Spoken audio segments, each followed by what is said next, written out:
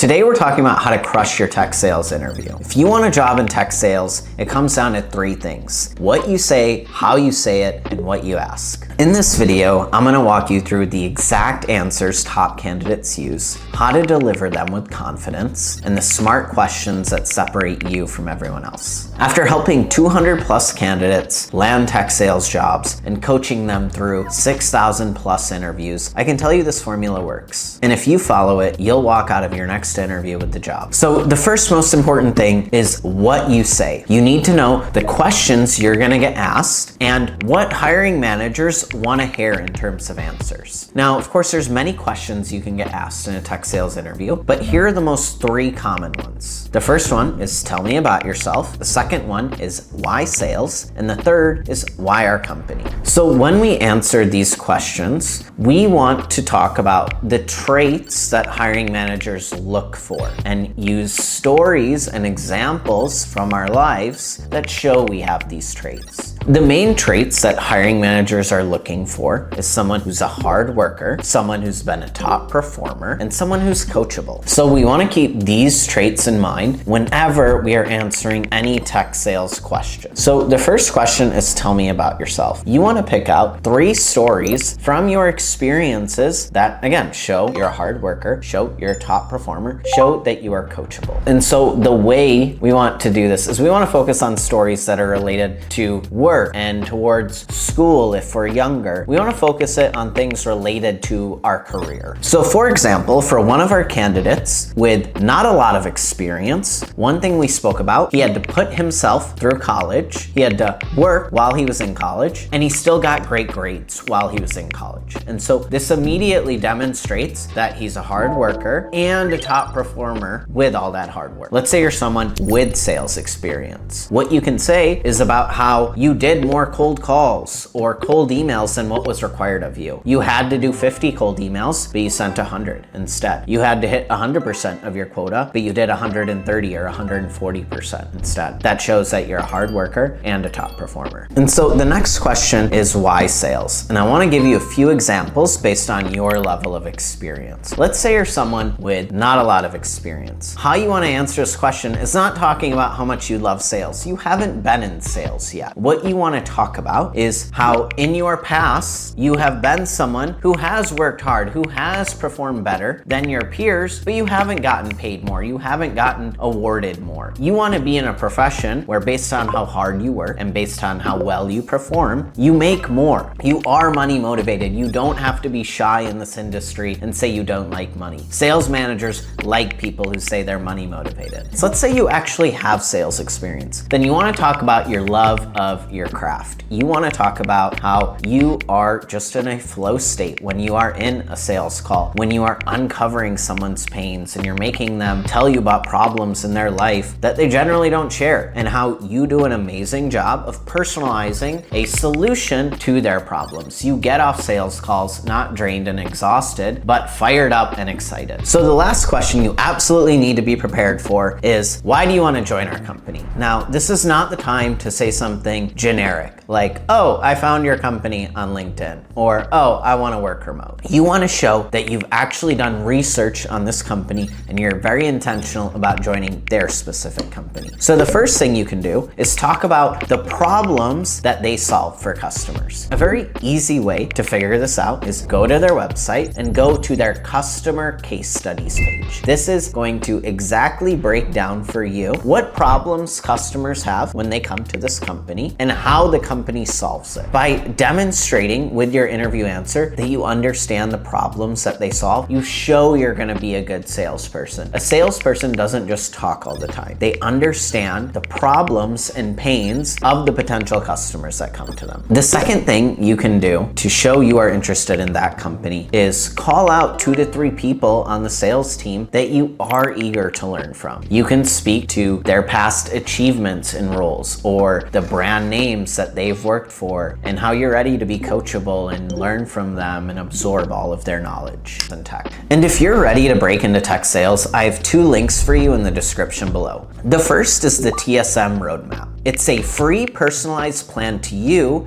based on the level of experience you have, whether you're brand new to work life or whether you have lots of experience. The roadmap shows you exactly how to get into interviews with top tech companies, how to turn those interviews into offers, and how to negotiate the best offer possible. The second link is if you want to work directly with us. Our promise to you is we'll get you a 70 to 110K tech sales offer in the next 60 days, or you don't pay us. We get you into 2 new interviews every single week. We coach you one-on-one through every single interview, and we negotiate your offer for you. We've done this for over 200 candidates, and on average, they sign offers in under 2 months. Both links are in the description below. Check them out if you're interested. Now, it doesn't matter how good your interview answers are if you don't have the second thing, and that's how you deliver your interview answers. Your answers need to sound confident and conversational. The problem is most people fumble this part because they write down their interview answers, and when they do that, they sound robotic, they sound scripted, they sound way too formal. So you should script your interview answers, but here's how to avoid sounding scripted. The first thing is you just want to practice. You want to say your interview answers out loud until you know them like the back of your hand. You want to say them in front of a mirror. You want to say them in front of a friend, in front of a family member, on a walk. To any stranger that'll listen to you say your interview answer, you just want to say it over and over and over again. The second thing is you actually want to record your interviews and watch them after. See if you sound confident, see if you sound conversational. Now, of course, there are states where you can do this and states where you can't, so please follow your state laws. But if you can, make sure you're recording your interviews and watching your game tape after and seeing if you look confident, seeing if you look conversational. The last thing is you just want to shift your mindset. You don't want to think of this as an overly formal business conversation. When you do that, you're going to get too rigid and you're not going to treat this like a conversation. Instead, you want to approach this like a dinner conversation with a friend. You sound confident, you sound conversational. So the last piece to crushing your tech sales interviews is asking the right questions.